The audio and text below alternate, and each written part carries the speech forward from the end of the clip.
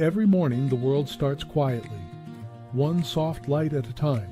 Homes flicker awake, shops open. People take those first small steps into a brand new day.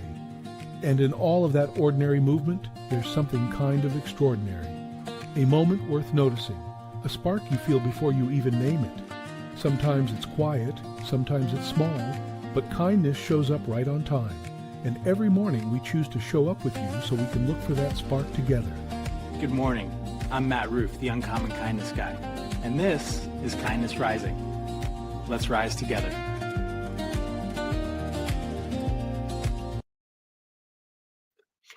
Good morning, good morning, good morning, friends. Outrage feels like strength. It feels like certainty. It feels like power. But here's the real question. If outrage is the fuel, who's paying the cost? Today, we're talking about outrage, not as morality or politics, but as energy economics of the self. Because what outrage gives us in the moment, it often steals from our future. This is Kindness Rising.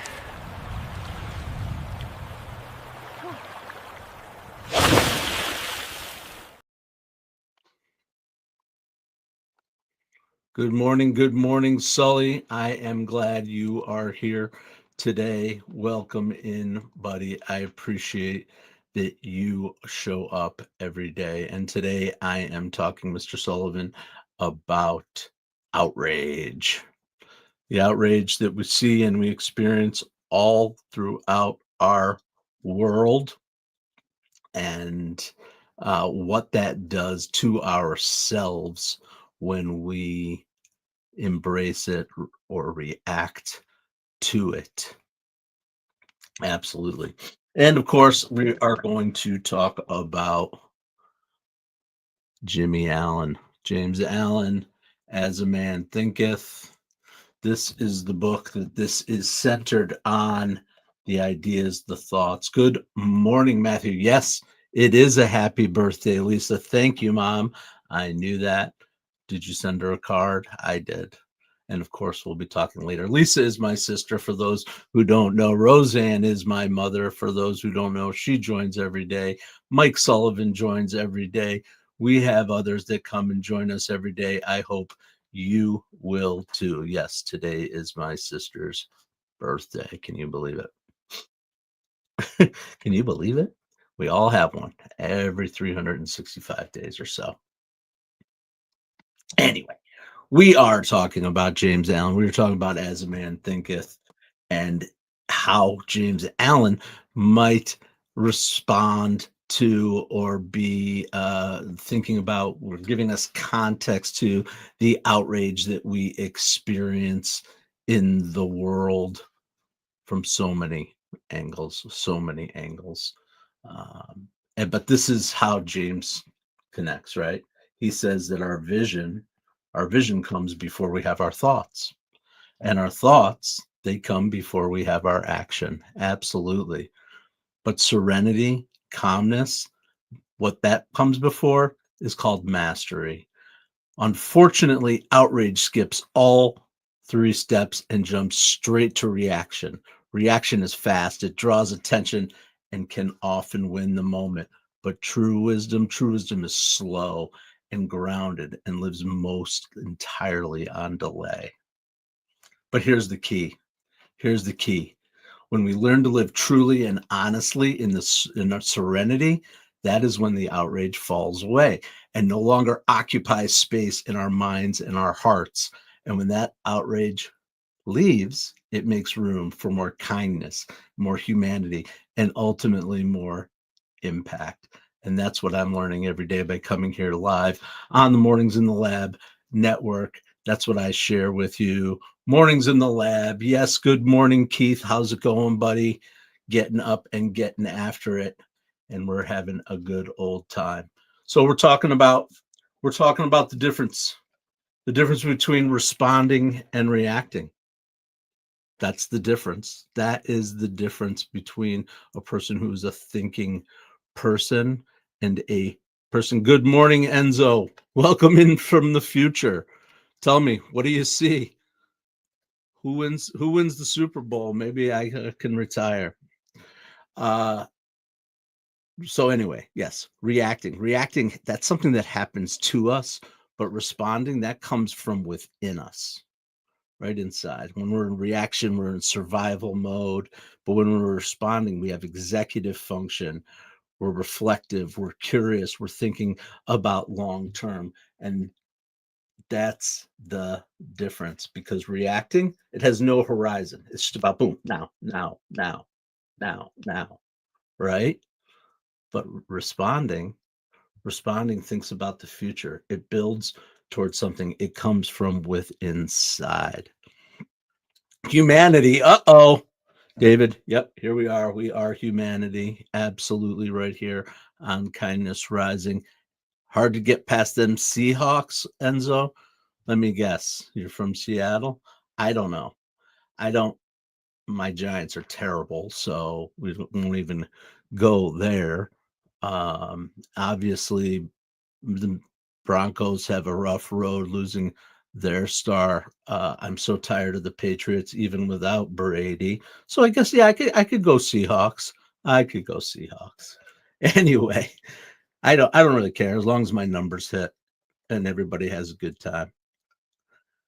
That's That's a t-shirt I think my wife had at one point, because parents get so crazy in school sports or whatever. It has a t-shirt that said something like, I'm just here to make sure everybody has a good time. Everybody has fun or something like that. Anyway, responding. Enzo's in New Zealand from the Mornings in the Lab. Nice. Welcome in from down under. It's like 12:01 a.m. there. Nice. Up late at night, Enzo. Glad you are here with us. Awesome. Awesome. Thank you so much, Keith. I recognize the name Enzo. Now I know where it came from Mornings in the Lab with Keith, John, and friends. Absolutely. So here's the thing. Reacting, I was talking about that. Reacting has no horizon. We're living at 1:37 a.m. All right. Up late, Enzo, down under. And it's summer there too, right? So like up late on a summer night, I guess. Thanks for joining, Enzo. Come on and join me every day at, I guess, 1:30 a.m. New Zealand time. Awesome. So anyway, I can easily get distracted. Reacting. We're not reacting. We are responding to protect our future. Absolutely. Thank you, everyone, for joining. I appreciate that you come out to Mornings in the Lab every weekday morning, 7:30 a.m. Come to Kindness Rising. Join the Mornings in the Lab network. And if you're interested in going live and bringing your truth to the world, rising above the noise, showing your authenticity and your expertise, we can help you do that. We're looking for folks to join us and bring their voice to the world. Reach out to me, Matt Roof, right here on YouTube or on LinkedIn, and I'll be glad to get you set up and have a discussion about what it takes if you're ready to go live. Absolutely.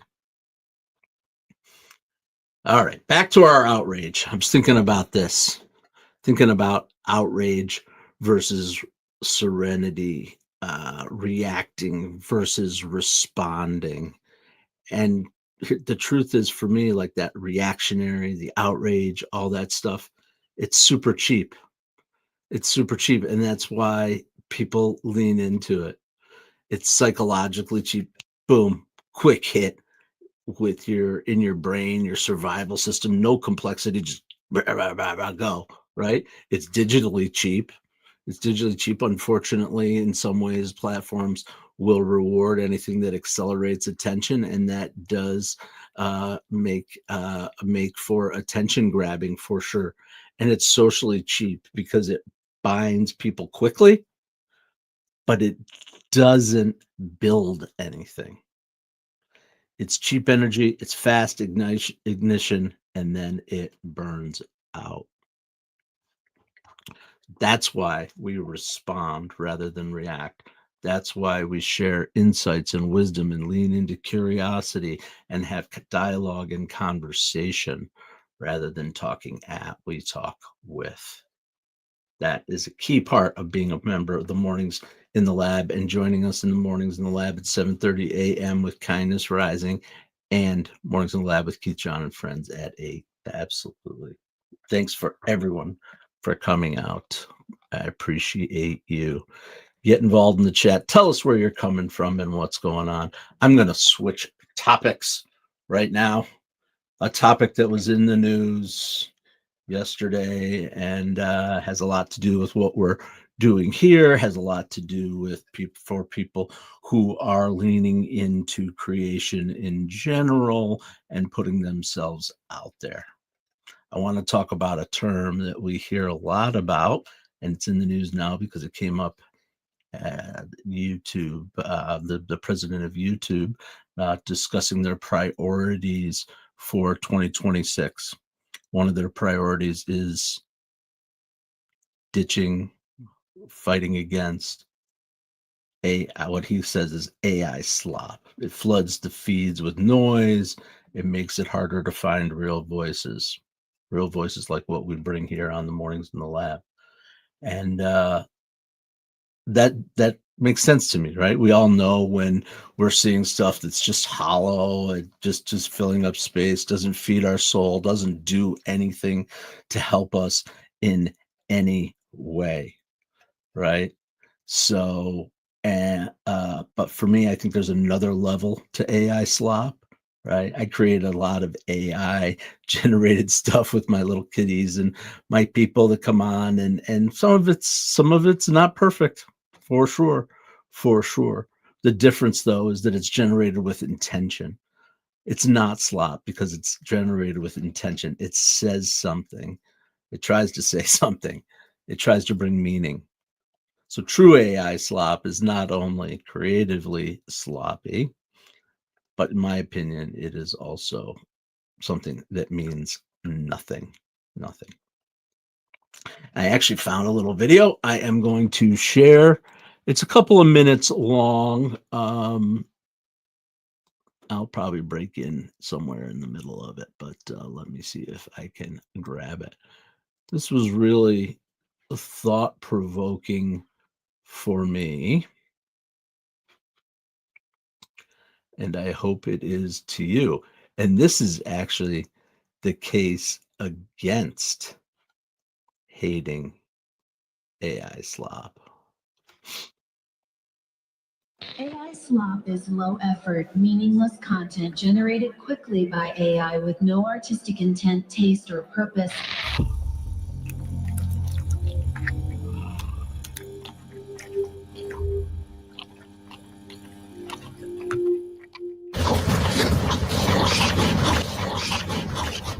Slop. Slop. Slop.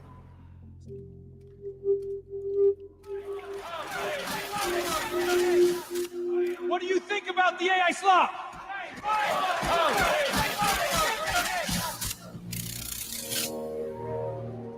Enough!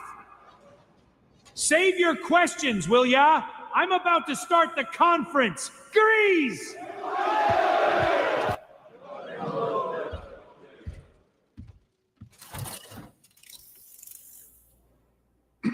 Look, I really don't have the time, or frankly, the desire to be here. This whole AI slop controversy is ridiculous. Our official statement is, as it's always been, slop is survival. For us, it is food. For those who create what the cynics are calling slop, is an effort to communicate something inside of someone, whatever it may be. For without the ability to self-express, we begin slowly killing off who we really are, until we are simply a shell of conformity who bowed to the limited thinking and self-righteous so-called artists who deem themselves worthy of judging what creativity and self-expression are to everyone on the planet. So, although we have nothing more to add officially, I will at least take a couple of questions. And that video goes on to discuss this whole idea, which I think is kind of interesting, right?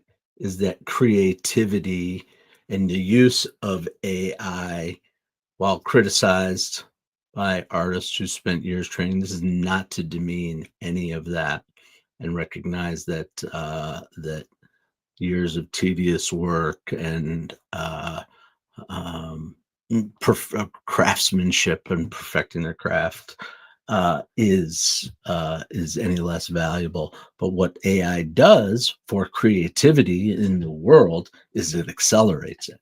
Right? Every creative process is the same, whether you're drawing a picture, creating a pop, writing a song. Right? You start with an idea and you start playing with it. You iterate it, you iterate, you try again, you fail, you refine, and you keep building. You keep building, right?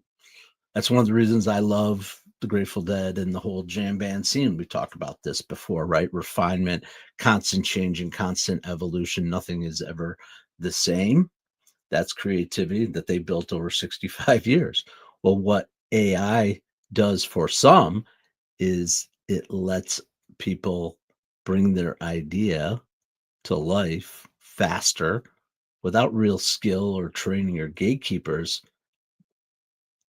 The output isn't always great, right? But most creativity isn't in the beginning anyway. You're supposed to suck at something, right? Not only are the platforms evolving constantly, the way humans interact with those platforms are evolving constantly, right? So, from a creative AI, uh, um, interesting question. Uh, Creative AI helps to unlock that for some people, right? Most art is bad before it's good. Creative AI is the same way. It's not replacing creativity, but it is unlocking participation. And to me, participation in art matters. It matters that people are able to bring their ideas to life, not because it floods the internet with masterpieces, but it gives people a chance to have a language to express themselves. And so, from our lens here on Kindness Rising, the question really isn't, is it slop? It's what does it unlock for humans? Hello, Mr. Dino Ellis. Welcome. Uh, I will take a look at my hat. Interesting. No one has ever pointed that out, Gwendolyn. Must be on your mind. Yeah, there's no center leg. It's just his orange belly peeking through. But you must have zoomed right in on the hat. That is my fox hat. Do you want a fox hat with or without genitalia? I can probably get you one, or you can get you one. If I can get what I need to get there. Always something here on Kindness Rising. Absolutely. I should have had it available. That's okay. You know what I'm going to do for you all, because I really like you and I want to connect with you and stay connected with you. This is what I'm trying to do as we're live on air. I should be much more ready for this kind of thing.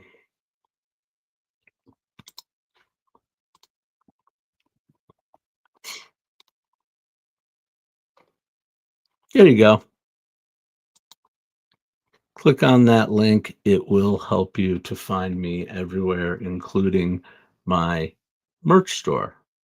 So there it is. My link trees, Uncommon Kindness. I hope you'll join me there. Yeah. And because I'm even nicer,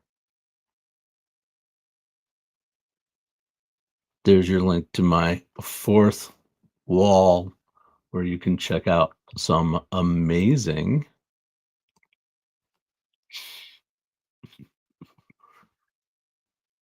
my first time ever trying to do this too, so may as well just keep Keep trying stuff. There it is. There's the merch store. Check it out. T-shirts. There's the very hat I'm wearing right now. You want a Kindness Rising mug. Whatever. T-shirts, hats, bandanas. You got a little baby? Jump on the bandwagon and buy a little onesie for your baby. And it's chilly up here in the US and North America. Get a hat. All right. There's your commercial for today. Never did that before. That was fun. Anyway, it exists out here. There. I am not here to sell merch, but if it helps to spread the word and you want, now I'll never see that image the same again. Thank you very much there, my friend Gwendolyn. But buy a hat. Wear the fox. All right. So silly. Anyway, we were talking about AI. We were talking about how it unlocks participation, right? It gives us a chance to create and bring our ideas to life. Those of us who haven't had the skill sets built to, I don't know why that's sticking out there, to work. I work on non-AI art too. So it's just part of the creative unlocking. If you are a creative person, AI just becomes one more tool. You work with wood, you paint, you write, whatever the case may be, AI becomes a tool to accelerate that, not to replace it. That's my take on it. That's my take on it. But here's the key for me. I'm going to take it back to this, which is it's all about intention with the content. Are you creating content to outrage? Are you creating content to flood with spam and meaningless, valueless content? Are you starting conversation? Are you triggering thought and dialogue? Open new ideas and expressions. That's the key for me in terms of AI art, for sure. Okay, how do I get that off of there? There it is. All right, Pomeranian dog. They're related to the fox genetically? Okay. Okay, Gwendolyn, now you get the idea. Yeah, against the black, I guess I get it. Against the green, especially maybe on the screen, the black is hard to see, but there are black feet. Good point. Good point. We have light hats too that you can get against a beige or something that probably would contrast better. Good observation, Gwendolyn. Stick around, check out the hats, talk about what's going on in the world in terms of outrage, right? Outrage also has science, there's science behind this, right? We talk about the science. Outrage, I mean, it's just a threat, right? It becomes in your body, that amygdala in the brain, it lights up. You go into that fight or flight mode. Your fast brain takes over, that lizard brain takes over, and your slow brain, the prefrontal cortex, where critical thinking happens, shuts down, right? That's great for survival. Our brains were built for that, but it's terrible, terrible for perspective and wisdom and growth, right? Absolutely. And it has to do with another idea, concept of science. Neuroscientists call it the complexity collapse. Your brain is is designed to take a nuanced problem, something that has multiple factors, and try to break it down into something binary. Is this safe or is it dangerous? Is this a friend or is this an enemy? Is this right or is this wrong? Right? So it takes that your brain's taking all that complexity, and it's so easy to fall into that and just get latched onto one side. But That's not what we do here on Kindness Rising. We talk about ideas. We bring some inner thoughts, some peace and some calm, a little bit of serenity maybe in the day. Doesn't mean we can't have fun and have energy. To be serene and to be centered within ourselves does not mean we're lame or boring or uninteresting or uninterested. It just means we're secure within ourselves and not going to be impacted by the outside as much. So we're going to bring it back home a little bit with James Allen. Very wise as a man thinketh. And I'm going to read a piece and then we'll close it down. Unless you have something else to say, don't be afraid to jump in the comments and share your thoughts or your ideas about this stuff. All right, here it is from the Serenity chapter of As a Man Thinketh. A man becomes calm in the measure that he understands himself as a thought-evolved being. For such knowledge necessitates the understanding of others as the results of thought, and as he develops a right understanding and sees more and more clearly the internal relation of things by the action of cause and effect, he ceases to fuss and fume and worry and grieve and remains poised, steadfast, and serene. When you see more clearly the internal relations of things, to me, that's about getting outside of ourselves, right? Such knowledge necessitates the understanding of others as the result of thought. That's poignant to me. It's important, I think, that we think about that. We think about what's inside of us every day. And remember that serenity doesn't mean we're passive, right? It doesn't mean we're not engaged or interested. It just means that we have power, but our power is not to dominate others, but to direct ourselves. Absolutely.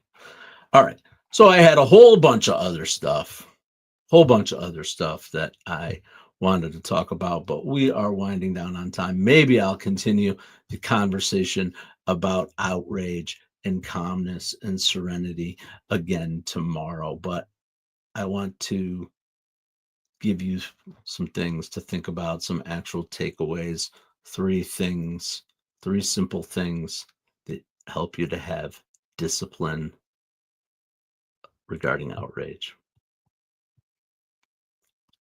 First of all, I want to make sure it's okay to be outraged. It's okay. I want to make sure that I think it's okay to be outraged. But you have to ask some questions. The first question is, who benefits if I escalate? So you might think it's you, but sometimes the answer actually isn't you. Think a little bit. Buy a little time before your reaction. We all do it. We all react, right? Find a way to take a breath. Delay will break that binary and bring in other perspectives that might just smooth that out. And choose your horizon over the moment. Remember, outrage, getting crazy, outrage serves the moment. Sometimes it's needed, but serenity will always serve the future. And that's what we're building here on Kindness Rising, a future where things are a little bit less crazy, a little bit calm, a little bit connected right here on Kindness Rising. I appreciate that every one of you came out today, spent a little time with us. Here's a couple of more thoughts on our way out. Remember, outrage is react. Serenity, that's done by design. Outrage burns fast, but serenity burns clean.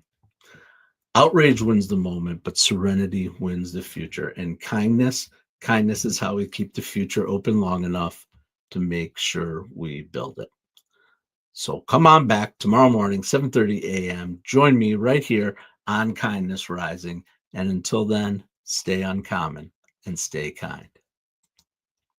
Okay, Matt, we got the memo about the Kindness Rising promo, but what exactly are we promising people? And is there craft services? AI needs snacks too. Gentlemen, focus. Kindness Rising multiplies kindness and helps people get up on the right side of the bed. So wait, we're not doing another angry headline show. Exactly. We rise above the negative, divisive noise. Translation, less rage bait, more high fives for humanity. And this is live, like actually live. Yep.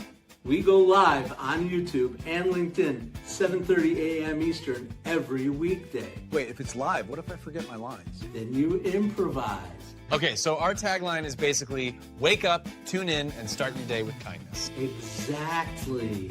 Kindness Rising. Good vibes, practical tips, and a reason to get up on the right side of the bed. You heard the boss. Subscribe now before he makes us do a TikTok dance. Kindness Rising. Wake up, tune in, and let's make some good noise.